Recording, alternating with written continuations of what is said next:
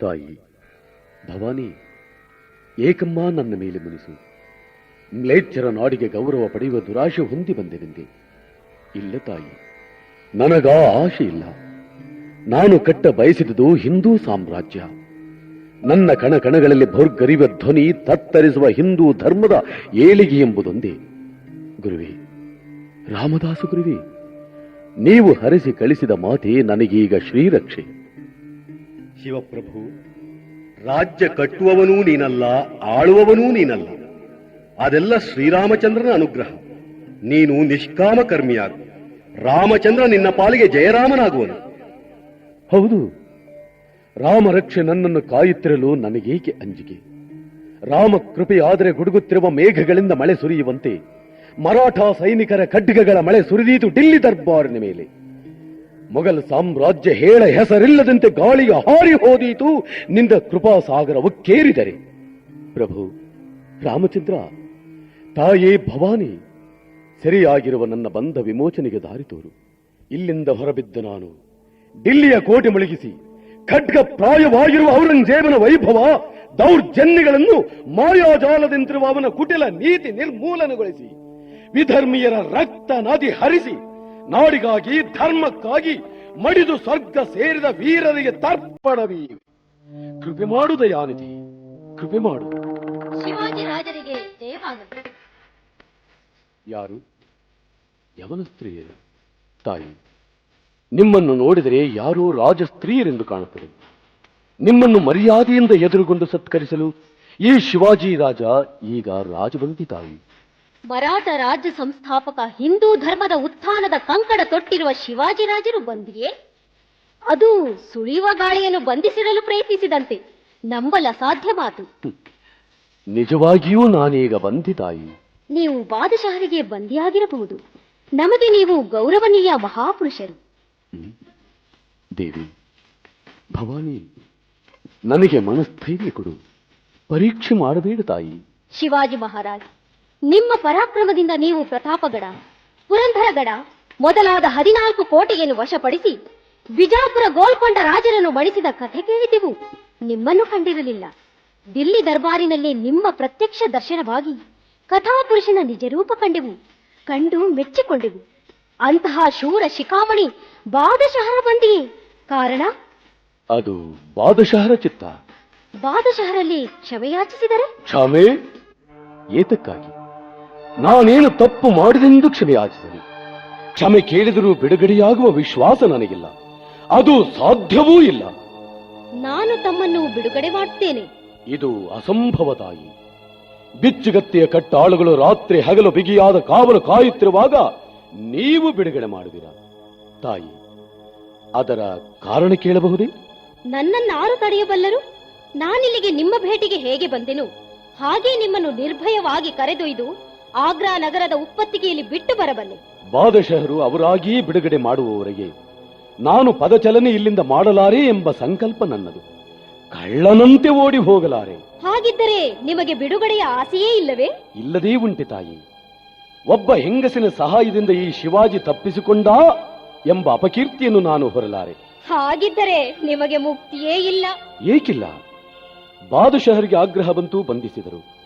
ಅನುಗ್ರಹ ಬಂದರೆ ಖಂಡಿತ ಬಂಧ ಮುಕ್ತಿ ಮಾಡಬಹುದು. ಇದೀಗ ಸರಿಯಾದ ಮಾತು. ಬಾದಶಹರ ಅನುಗ್ರಹ ಪಡೆಯುವ ದಾರಿ ನಾನು ಸೂಚಿಸಿದರೆ ಅದರಂತೆ ನಡೆಯುವಿರಾ ಮಹಾರಾಜ್? ಹೇಳಿ ತಾಯಿ, ಹೇಳಿ. ನೀವು ಇಸ್ಲಾಂ ಧರ್ಮ ಸ್ವೀಕರಿಸಿದರೆ ಎಲ್ಲ ಸುಸೂತ್ರವಾಗುತ್ತದೆ. ಅಲ್ಲದೆ ನಿಮಗೆ ರಾಜ ಪದವಿಯೂ ಸಿಗುತ್ತದೆ. ತಾಯಿ, ಈ ಮಾತು ನನಗೆ ಗೊತ್ತಿತ್ತು. ಅದನ್ನು ಖಾಜಿ ಸಾಹೇಬರು ಸ್ವತಃ ಬಾದಶಾಹರೋ ಬಂದು ನನಗೆ ಹೇಳಬಹುದು ಎಂದಿದ್ದೆ. ಅಥವಾ ರಾಜಭಟರು ನನ್ನನ್ನು ಕಶಗಳಿಂದ ಬಂಧಿಸಿ ಬಲಾತ್ಕಾರವಾಗಿ ಮಸೀದಿಗೆ ಹೊತ್ತೊಯ್ದು ಮುಸಲ್ಮಾನ್ ಧರ್ಮ ದೀಕ್ಷೆ ಕೊಡಬಹುದೆಂದು ಭಾವಿಸಿದ್ದೆ. ಆದರೆ ಸುಂದರ ತರುಣಿಯರು ಬಂದು ಈ ಮಹದನುಗ್ರಹ ಅನುಗ್ರಹಿಸುವರೆಂದು ಕನಸಿನಲ್ಲಿಯೂ ಭಾವಿಸಿರಲಿಲ್ಲ. ತಾಯಿ, ನಿಮಗೇಕೆ ನನ್ನಲ್ಲಿ ಇಷ್ಟೊಂದು ಆಸಕ್ತಿ, ಅನುಗ್ರಹ? ಮಹಾರಾಜ್, ನೀನು ಮುಸಲ್ಮಾನನಾಗಿ ಈ ಜಗದೇಕ ಸುಂದರಿಯನ್ನು ವರಿಸು. ನಿನಗೆ ಐಶ್ವರ್ಯ, ಸಂಪತ್ತು, ಪದವಿ, ಸಕಲ ಸೌಭಾಗ್ಯವೂ ದೊರೆಯುವುದು. ದೇವಿ, ನಿಮ್ಮನ್ನು ನನ್ನ ತಾಯಿ ಜೀಜಾಬಾಯಿ ನನ್ನ ಆರಾಧ್ಯ ದೈವ ದೇವಿ ಭವಾನಿಯ ಪ್ರತಿರೂಪವೆಂದು ಭಾವಿಸುತ್ತೇನೆ. ನನ್ನನ್ನು ಪರೀಕ್ಷೆ ಮಾಡಬೇಡಿ.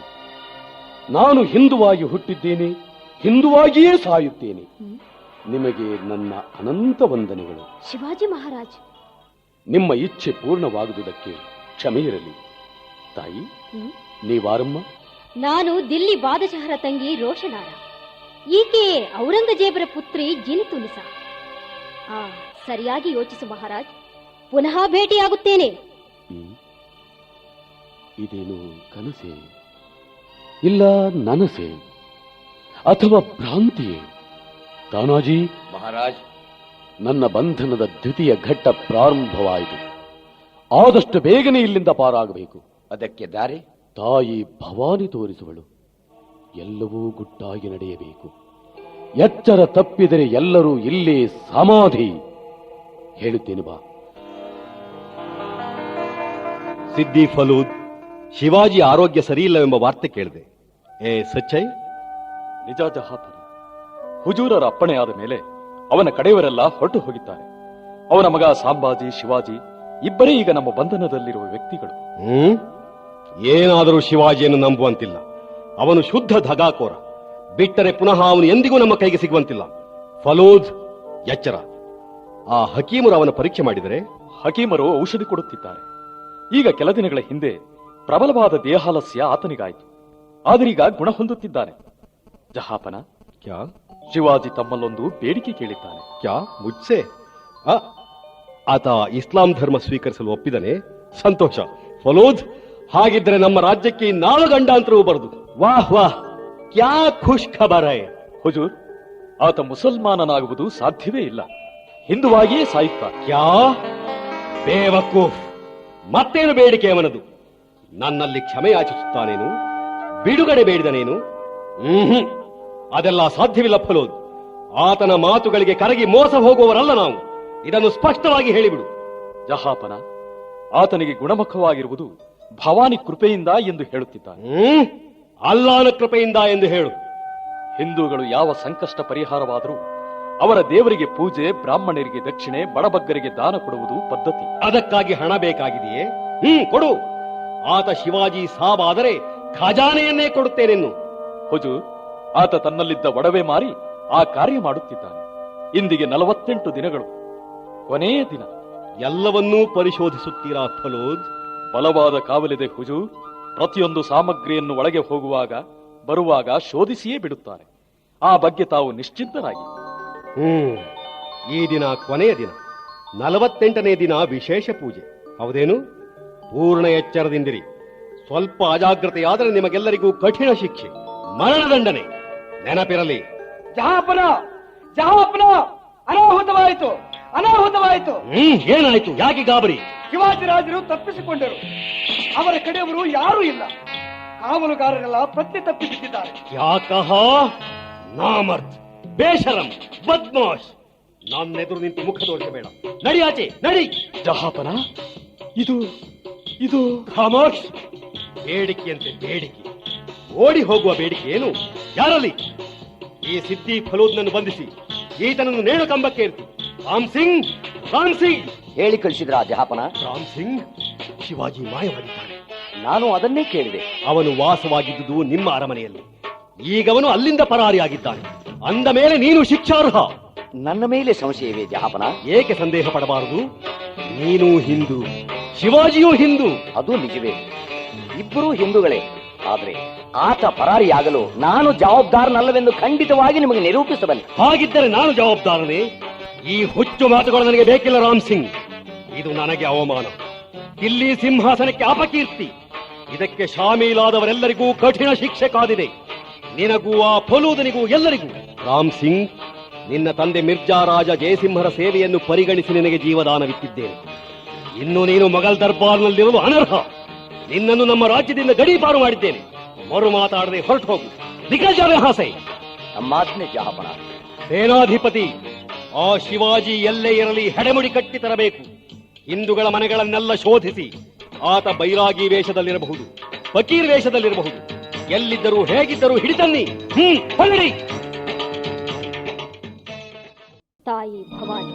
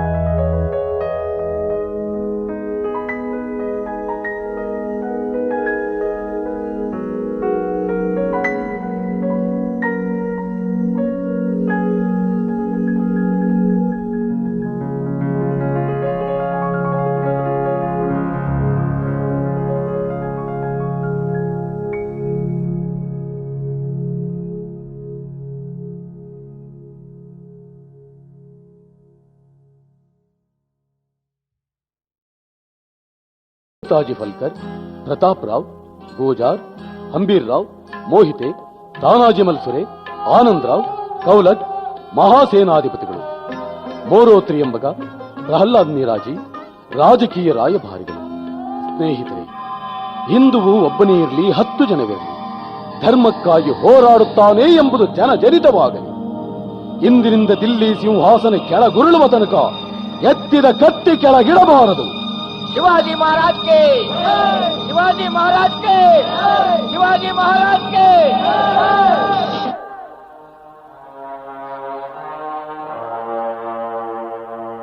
ಮಹಾಪ್ರಭು, ನೀವು ಬಾದಶಾಹನ ದರ್ಬಾರಿನಿಂದ ಹಿಂತಿರುಗಿದ ಮೇಲೆ ದಿನಗಳು ವ್ಯರ್ಥವಾಗಿ ಕಳೆಯುತ್ತಿವೆ. ನಾವು ಅವಿತು ಕುಳಿತ ಕಾಡಿನ ಹಕ್ಕಿಗಳಾಗಿದ್ದೇವೆ. ಇದು ನಮಗೆ ಅವಮಾನ ಮಹಾರಾಜ್. ಯುದ್ಧ ಮಾಡಲು ನನಗೆ ಆಸೆ ಇಲ್ಲವೇ? ನಾವು ಗೆದ್ದಿರುವ ದುರ್ಗಗಳು ಮೊಘಲರ ವಶವಾಗಿವೆ. ಅದನ್ನು ಪುನಃ ನಮ್ಮದಾಗಿಸಲು ಚಿಂತಿಸುತ್ತಿದ್ದೇನೆ ಪ್ರತಾಪರುದ್ರ. ಆದರೆ ಮುಖ್ಯವಾಗಿ ನಾವು ಯುದ್ಧ ಘೋಷಿಸಲು ಕೋಟಿ ಕೋಟಿ ಹೊನ್ನುಗಳ ಸಂಗ್ರಹ ಬೇಕು. ಅದನ್ನು ಸಿದ್ಧಪಡಿಸುವ ಯೋಚನೆ ಮೊದಲಾಗಬೇಕು. ಒಂದು ಕಡೆ ಮೊಘಲಿಗರು ನಮ್ಮ ಮೇಲೆ ಮಾಡಿರುವ ದೌರ್ಜನ್ಯ ಎಣಿಸಿದರೆ ಧಗಧಗನೆ ಉರಿಯುತ್ತಿದೆ ನನ್ನ ಹೃದಯ. ಔರಂಗಜೇಬ್, ಇದೀಗ ಸರಿಯಾದ ಸಮಯ ಮಹಾರಾಜ್. ಮೊಘಲ್ ಸೈನ್ಯ ಪಂಜಾಬಿಗೆ ಹೋಗಿದೆ. ರಾಜಸ್ಥಾನದಲ್ಲಿ ದಂಗೆಯ ಸೂಚನೆ. ಈ ಸಮಯದಲ್ಲಿ ಬಿಟ್ಟು ಹೋದ ದುರ್ಗ ಮರಳಿ ಪಡೆದು ಲೂಟಿ ಮಾಡಿಯಾದರೂ ಹಣ ಶೇಖರಿಸುವ. ಖಾನ್ ದೇಶದ ಮೇಲೆ ಹಲ್ಲಾ ಮಾಡಿದರೆ ಇದು ಸಾಧ್ಯ ಮಹಾರಾಜ್. ಮೊದಲು ಕೊಂಡಣ ದುರ್ಗದ ಸ್ವಾಧೀನ. ಕೊಂಡಣ ದುರ್ಗವೇ? ಅದರ ಮೇಲೇಕೆ ನಿನ್ನ ಕಣ್ಣು? ಪ್ರಭು, ಉಮ್ರಾ ಖಾದಿರ್ ಶಾನ ಪುತ್ರಿ ನಜೀರಾ ಎಂಬ ಯವನ ಕನ್ಯೆಯನ್ನು ಮದುವೆಯಾದ ಉದಯಭಾನು ತಾನು ಸೂರ್ಯವಂಶದ ರಜಪೂತ, ಮರಾಠಿಗರು ಕೀಳು ಜನವೆಂದು ಹೀಯಾಳಿಸುತ್ತಿದ್ದಾನೆ. ಅವನಿಗೆ ನಮ್ಮ ಕೈ ತೋರಿಸಬೇಕು. ಅಲ್ಲದೆ ಕೊಂಡಣ ದುರ್ಗ ನಮ್ಮ ದುರ್ಗ, ಕೈ ತಪ್ಪಿದ ದುರ್ಗ. ಅದರ ಸಂದುಗಳು ನಮಗೆ ತಿಳಿದಿದೆ. ಸರಿ, ಸಿದ್ಧವಾಗಲಿ ಸೈನ್ಯ, ಮುನ್ನುಗ್ಗಿ ಕೊಂಡನ ಕೋಟೆ ನಪ್ಪದಾಗಲಿ. ಜೈ ತ್ವಜಾ ಭವಾನಿ. ಮಿತ್ರರೇ, ನಿಧಾನವಾಗಿ ಬನ್ನಿ, ಸದ್ದಾಗದಿರಲಿ. ನಾವೀಗ ಕಂದಕ ದಾಟಿ ಕೋಟೆಗೆ ಲಗ್ಗೆ ಇಡಬೇಕು. ಕಂದಕ ಆಳವಾಗಿದೆ, ಮೊಸಳೆಗಳಿವೆ. ಸಾಕಿದ ಉಡಗಳನ್ನು ಕಟ್ಟಿಕೊಂಡು ಕಂದಕ ಬಳಿ ನಿಲ್ಲಿ. ಕುದುರೆಯನ್ನು ಕಡಿದು ಮೊಸಳೆಗೆ ಉಣಬಡಿಸಿ. ಮೊಸಳೆಗಳು ಆಹಾರಕ್ಕಾಗಿ ಹೊಯ್ದಾಡುವಾಗ ನೀರಿಗಿಳಿಯಿರಿ.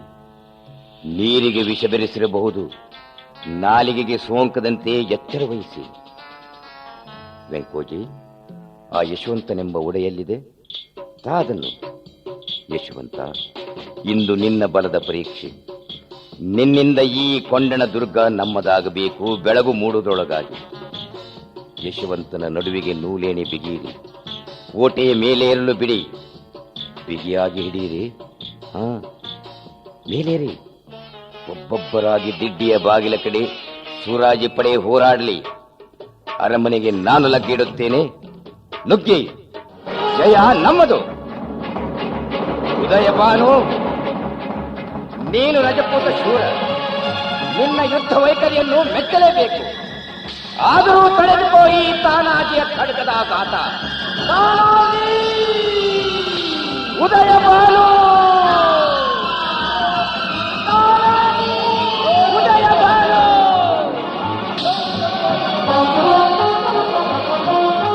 ತಾನಾಜಿ! ತಾನಾಜಿ, ನನ್ನ ಬಲಗೈ ಮುರಿಯಿತು. ಕೊಂಡಣ ಕೋಟೆ ಕೈವಶವಾಯಿತು. ಆದರೆ ನಮ್ಮ ಸಿಂಹ ಕೈ ಬಿಟ್ಟಿತು. ಕೋಟೆ ಸಿಕ್ಕಿತು, ಸಿಂಹ ಸತ್ತಿತು. ತಾನಾಜಿ, ಸಿಂಹದಂತೆ ಹೋರಾಡಿ ಜಯ ತಂದಿತ್ತು ನೀನು ವೀರ ಸ್ವರ್ಗವನೈದಿದ ಸವಿ ನೆನಪಿಗಾಗಿ. ಈ ದುರ್ಗ ಇಂದಿನಿಂದ ಕೊಂಡಣ ದುರ್ಗವಲ್ಲ, ಸಿಂಹಗಡ. ಮಿತ್ರರು, ಮುಂದಿನ ಲಗ್ಗೆ ಪುರಂದರಗಡಕ್ಕೆ ಇಡಿ. ಮುಂದಡಿ. ಮುಂದೆ ಸೂರ, ಮಾವಲಿ, ಬರ್ಲಿ, ಚುನ್ನಾರ್ಗತ್ತ ಸಾಗಲಿ ನಮ್ಮ ಸೇನೆಯ ಪಡೆ. ಶಿವಾಜಿ ಮಹಾರಾಜ್ಗೆ, ಶಿವಾಜಿ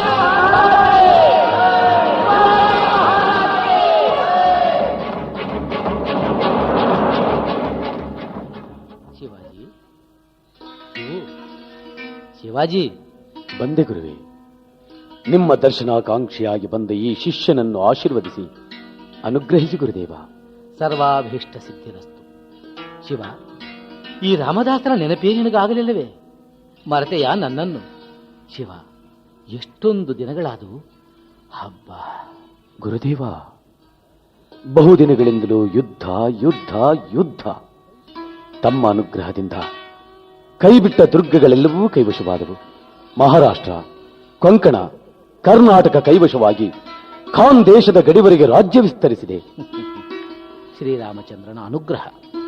ಹಿಂದೂ ಧರ್ಮಧ್ವಜ ದಕ್ಷಿಣದಲ್ಲಿ ಎಲ್ಲಾ ಕಡೆಯೂ ಮೆರೆಯುವಂತೆ ಮಾಡಿರುವೆ. ದೇವಾಲಯ ತೀರ್ಥಕ್ಷೇತ್ರಗಳ ಪುನರುಜ್ಜೀವನಗೊಂಡಿವೆ. ಯುದ್ಧದಲ್ಲಿ ಜಯಾಪಜಯ ಸ್ವಾಭಾವಿಕ. ಆದರೆ ದೇಶಭಕ್ತಿ ರಾಷ್ಟ್ರಭಕ್ತಿಯಿಂದ ಮೇಲಕ್ಕೆದ್ದ ರಾಜ್ಯಕ್ಕೆ ಎಂದಿಗೂ ನಾಶವಿಲ್ಲ. ನೀನು ಧರ್ಮ ರಕ್ಷಣೆ ಮಾಡಿದ್ದೀಯ, ಧರ್ಮ ನಿನ್ನನ್ನು ರಕ್ಷಿಸುತ್ತದೆ. ಗುರುದೇವ, ತಾನಾಜಿ, ಪ್ರತಾಪರುದ್ರ, ನೇತಾಜಿ ಎಷ್ಟೊಂದು ಸಂಗಡಿಗರು ನನಗಾಗಿ ಪ್ರಾಣ ತೆತ್ತರು. ಎಷ್ಟೊಂದು ಹೆಂಡರು ಮಕ್ಕಳು ತಂದೆ ತಾಯಿಯಂದರು ಚಿರ ದುಃಖಿಗಳಾದರು. ಆ ದುಃಖ ನನ್ನನ್ನು ಸುಡುತ್ತಿದೆ ಗುರುದೇವ. ಹೆಂಗಸರು ಮಕ್ಕಳು ಅನಾಥರಾದರು. ಯಾರಿಗಾಗಿ? ನನಗಾಗಿ, ಕೇವಲ ನನಗಾಗಿ. ಇನ್ನೂ ನನ್ನ ಕತ್ತಿಗೆ ವಿರಾಮವಿಲ್ಲ, ಮನಸ್ಸಿಗೆ ಶಾಂತಿ ಇಲ್ಲ. ಈ ಸಾವು ನೋವುಗಳಿಗೆ ಪ್ರಾಯಶ್ಚಿತ್ತವಿಲ್ಲವೇ ಗುರುದೇವ? ಶಿವ, ಸಾವು ಜೀವನ, ಈ ವೇದಾಂತ ಬಲು ದೊಡ್ಡದಪ್ಪ. ಯುದ್ಧದಲ್ಲಿ ಮಾಡುವ ಕೊಲೆ ಪಾಪವಲ್ಲ, ಅದನ್ನು ಮಾಡಲೇಬೇಕಾಗುತ್ತದೆ. ಅದು ಕ್ಷಾತ್ರ ಧರ್ಮ.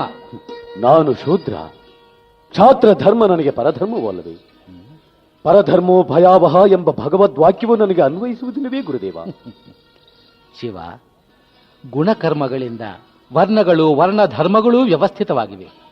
ನೀನು ಕ್ಷತ್ರಿಯನೇ ಆಗಿದ್ದಿ. ಇಲ್ಲದಿದ್ದರೆ ರಾಜ್ಯ ನಿರ್ಮಾಣ ಕಾರ್ಯ ಶ್ರೀರಾಮಚಂದ್ರ ನಿನ್ನಿಂದ ಮಾಡಿಸುತ್ತಿರಲಿಲ್ಲ. ನಿನಗೆ ಸಾರ್ವಭೌಮ ಪಟ್ಟಾಭಿಷೇಕ ಮಾಡಿಸಬೇಕೆಂದು ರಾಮಚಂದ್ರ ಪ್ರಭುವಿನ ಪ್ರೇರಣೆಯಾಗಿದೆ. ಶಿವಾಜಿ, ಏನೆಂದ್ರೆ ಗುರುದೇವ, ನನಗೆ ಸಾರ್ವಭೌಮ ಪಟ್ಟಾಭಿಷೇಕ? ನನಗೆ ತಮ್ಮ ಮಾತಿನ ಅಂತರಾಳವೇ ತಿಳಿಯುತ್ತಿಲ್ಲ. ಶಿವಾಜಿ, ಈಗ ಸುಸಮಯ. ನೀನು ಉದಾರಿಯಾಗಿ ನಿನ್ನ ಪ್ರಜಾವರ್ಗಕ್ಕೆ, ನಿನಗೆ ಸಹಾಯಕರಾದವರಿಗೆ ದಾನ ಮಾಡಬೇಕೆಂದು ಸಂಕಲ್ಪ ಮಾಡಿರುವೆ. ಆ ದಾನ ಶಾಶ್ವತವಾಗಿ ಉಳಿಯಬೇಕಾದರೆ ಅದನ್ನು ರಕ್ಷಿಸುವ ರಾಜ ಪರಂಪರೆಯೂ ಬೇಕು. ರಾಜ್ಯವೆಂದ ಮೇಲೆ ರಾಜ್ಯಭಾರದ ಏಕಸೂತ್ರವಿರಬೇಕು. ಧರ್ಮ ಶಾಶ್ವತವಾಗಿ ಬೆಳೆಯಬೇಕಾದರೆ ಅದಕ್ಕೆ ಛತ್ರಛಾಯೆ ಇರಬೇಕು. ಆ ಛತ್ರಪತಿಯಾಗುವ ಮಹಾಪುರುಷನು ನೀನು, ಛತ್ರಪತಿ ಶಿವಾಜಿ ಮಹಾರಾಜ್. ಇದು ಶ್ರೀರಾಮನಿಚ್ಛೆ. ಶಿವ, ಪೂರ್ವಕಾಲದಲ್ಲಿ ಶಾತವರ್ಣ ಶಾತವಾಹನನು ಹೂಣ ಯವನ ಮ್ಲೇಚ್ಛರನ್ನು ನಾಶ ಮಾಡಿ ಹಿಂದೂ ಚಕ್ರಾಧಿಪತ್ಯ ಸ್ಥಾಪನೆ ಮಾಡಿದನು. ಧರ್ಮರಾಜ್ಯದ ನಿರ್ಮಾಣಕ್ಕೆ ದೇಶಭೇದ, ಭಾಷಾಭೇದ, ಜಾತಿಭೇದಗಳಿಲ್ಲ. ಭಗವಾನ್ ಶ್ರೀಕೃಷ್ಣ ಅದನ್ನೇ ಗೀತೆಯಲ್ಲಿ ಹೇಳಿರುವುದು. ಯದಾ ಯದಾ ಹಿ ಧರ್ಮಸ್ಯ ಗ್ಲಾನಿರ್ಭವತಿ ಭಾರತ ಅಭ್ಯುತ್ಥಾನಮಧರ್ಮಸ್ಯ ತದಾತ್ಮಾನಾಂ ಸೃಜಾಮ್ಯಹಂ ಪರಿತ್ರಾಣಾಯ ಸಾಧೂನಾಂ ವಿನಾಶಾಯ ಚ ದುಷ್ಕೃತಾಂ ಧರ್ಮ ಸಂಸ್ಥಾಪನಾರ್ಥಾಯ ಸಂಭವಾಮಿ ಯುಗೆ ಯುಗೆ. ಈ ವಚನ ಆರ್ಯಾವರ್ತದಲ್ಲಿ ಈಗ ಪ್ರತ್ಯಕ್ಷವಾಗುತ್ತಿದೆ. ಪುರಾಣ ಕಾಲದಲ್ಲಿ ಮನು, ಮಾಂಧಾತ, ಶ್ರೀರಾಮಚಂದ್ರ ಮೊದಲಾದ ಮಹಾಪುರುಷರು ಹುಟ್ಟಿ ಧರ್ಮ ಸಂಸ್ಥಾಪನೆ ಮಾಡಿ ಚಕ್ರವರ್ತಿಗಳೆಂದು ಪುರಾಣ ಪ್ರಸಿದ್ಧರಾದರು. ಅಶೋಕ ಚಕ್ರವರ್ತಿ ಭಾರತದ ಚಕ್ರವರ್ತಿ ಎನಿಸಿದರು. ಶಾಲಿವಾಹನನು ಧರ್ಮ ಸ್ಥಾಪನೆ ಮಾಡಿ ಶಕಪುರುಷನೂ ಎನಿಸಿದನು. ಶಾತವರ್ಣ ಧರ್ಮೋದ್ಧಾರ ಮಾಡಿ ಚಕ್ರಾಧಿಪತ್ಯ ಸ್ಥಾಪಿಸಿದರು. ಮಹಾ ತಪಸ್ವಿಗಳಾದ ವಿದ್ಯಾರಣ್ಯರು ಹರಿಹರ ಬುಕ್ಕರಾಯರಿಗೆ ವಿಜಯನಗರ ಸಾಮ್ರಾಜ್ಯ ಸ್ಥಾಪಿಸಿ ಚಕ್ರವರ್ತಿಗಳೂ ಎನಿಸಿದರು. ಈಗ ಶ್ರೀರಾಮಚಂದ್ರನ ಅನುಗ್ರಹದಿಂದ ಹಿಂದೂ ರಾಜ್ಯ ನಿರ್ಮಾಣ. ಅದಕ್ಕೆ ನೀನೇ ಅರ್ಹ ವ್ಯಕ್ತಿ ಶಿವ. ತಮ್ಮ ಅನುಗ್ರಹ ಗುರುದೇವ. ಆದರೆ ಶಿವಾಜಿಯನ್ನು ಚಕ್ರವರ್ತಿಯನ್ನಾಗಿ ಮಾಡಬೇಕಾದರೆ ಇಡೀ ಭಾರತ ವರ್ಷದ ವಿದ್ವಜ್ಜನರ ಸಮ್ಮತಿ ಮುಖ್ಯ. ಅದಕ್ಕಾಗಿ ವಿಮುಕ್ತಿ ಕ್ಷೇತ್ರವೆಂದು ಪುರಾಣ ಪ್ರಸಿದ್ಧವಾದ ವಾರಣಾಸಿ ಕ್ಷೇತ್ರದಲ್ಲಿ ವಿಶ್ವೇಶ್ವರ ಭಟ್ಟನೆಂಬ ಮಹಾವಿದ್ವಾಂಸನಿದ್ದಾನೆ. ಅವನು ಅಗ್ನಿಹೋತ್ರ ಉಪಾಸನಾದಿ ಕರ್ಮಗಳನ್ನು ನಡೆಸುತ್ತಾ ವೇದ ಶಾಸ್ತ್ರ ಪುರಾಣ ಇತಿಹಾಸಗಳ ಪಾಠ ಮಾಡುವ ಬ್ರಹ್ಮನಿಷ್ಠ. ವಿದ್ವಜ್ಜನರು ಅವನನ್ನು ಬ್ರಹ್ಮದೇವ, ನವೀನ ವ್ಯಾಸ ಎನ್ನುತ್ತಾರೆ. ಚತುರ್ವೇದಗಳು, ಷಡಂಗಗಳು, ಷಟ್ಶಾಸ್ತ್ರಗಳು, ಧರ್ಮಶಾಸ್ತ್ರಗಳು ಆತನಿಗೆ ವಾಚೋವಿದೆ. ಆ ವಿಶ್ವೇಶ್ವರ ಭಟ್ಟನ ಬ್ರಹ್ಮತ್ವದಲ್ಲಿಯೇ ಶಾಸ್ತ್ರೋಕ್ತ ವಿಧಾನದಿಂದ ಮಂತ್ರಪೂರ್ವಕವಾಗಿಯೇ ಈ ಪಟ್ಟಾಭಿಷೇಕ ನಡೆಯಬೇಕು. ಅದಕ್ಕಾಗಿ ಎಲ್ಲವನ್ನು ತಿಳಿಸಿ ಹೇಗಾದರೂ ಆತನನ್ನೇ ಕರೆತನ್ನಿ. ಗುರುಕೃಪೆ ತಮ್ಮಿಷ್ಟದಂತಾಗಲಿ. ಶ್ರೀ ಶಾಲಿವಾಹನ ಶಕೆ 1588 ಪರಾಭವ ಸಂವತ್ಸರ ಮಾಘ ಶುದ್ಧ ಸಪ್ತಮಿ ಇಂದುವಾಸರಯುಕ್ತವಾದ ರಥಸಪ್ತಮಿ ಶುಭ ದಿನದ ಶುಭ ಮುಹೂರ್ತದಲ್ಲಿ ಬ್ರಹ್ಮದೇವ ನವೀನ ವ್ಯಾಸ ಬಿರುದಾಂಕಿತ ಶ್ರೀ ವಿಶ್ವೇಶ್ವರ ಭಟ್ಟರ ನೇತೃತ್ವದಲ್ಲಿ ನಾವು ಶ್ರೀ ಅಂಬಾಭವಾನಿ ಪದಪಯೋಜದ್ವಯನ್ಯಸ್ತ ಚೇತಸರಾಗಿ ಸಮಸ್ತ ಪ್ರಜೆಗಳ ಅಭಿಮತದಂತೆ ಗೋಬ್ರಾಹ್ಮಣ ರಕ್ಷಣಾರ್ಥವಾಗಿಯೂ ಸಮಸ್ತ ಪ್ರಜಾನುರಂಜನ ಪ್ರಜಾ ಪೋಷಣಾರ್ಥವಾಗಿಯೂ ಸಿಂಹಾಸನಾರೋಹಣ ಶ್ವೇತಛತ್ರಾದಿ ಲಾಂಛನ ಧಾರಣಗಳಿಂದ ಸ್ವಸ್ತಿ ಶ್ರೀಮತ್ ಸಮಸ್ತ ಭೂಮಂಡಲ ಮಂಡನಾಯಮಾನವಾದ ಶ್ರೀಮನ್ ಮಹಾರಾಷ್ಟ್ರ ದೇಶದಲ್ಲಿ ರಾಷ್ಟ್ರಾಭಿಮಾನಿ ದೇವಿ ಜಗದ್ದಾತ್ರಿ ಶ್ರೀ ರಾಜರಾಜೇಶ್ವರಿ ಶ್ರೀಮದ್ ಅಂಬಾಭವಾನಿ ಕೃಪಾ ಪರಿಪೋಷಿತ ಶ್ರೀಮನ್ ಮಹಾರಾಜ ಶ್ರೀ ಶ್ರೀ ಶ್ರೀ ಶಿವಾಜಿ ಭೋಂಸ್ಲೆ ಮಹಾರಾಜರಿಗೆ ವಿದ್ಯುಕ್ತವಾಗಿ ಪಟ್ಟಾಭಿಷೇಕ ಮಾಡಿ ಛತ್ರಪತಿ ಶಿವಾಜಿ ಮಹಾರಾಜ್ ಎಂದು ಘೋಷಿಸಲಾಗಿದೆ. ಪ್ರಜಾಭ್ಯ ಪರಿಪಾಲಯಂತಾಂ ನ್ಯಾಯೇನ ಮಾರ್ಗೇಣ ಮಹೀಮಹೀಷಾ ಗೋಬ್ರಾಹ್ಮಣೇಭ್ಯ ಶುಭಮಸ್ತು ನಿತ್ಯಂ ಲೋಕಾನ್ ಸಮಸ್ತಾಃ ಸುಖಿನೋ ಭವಂತು.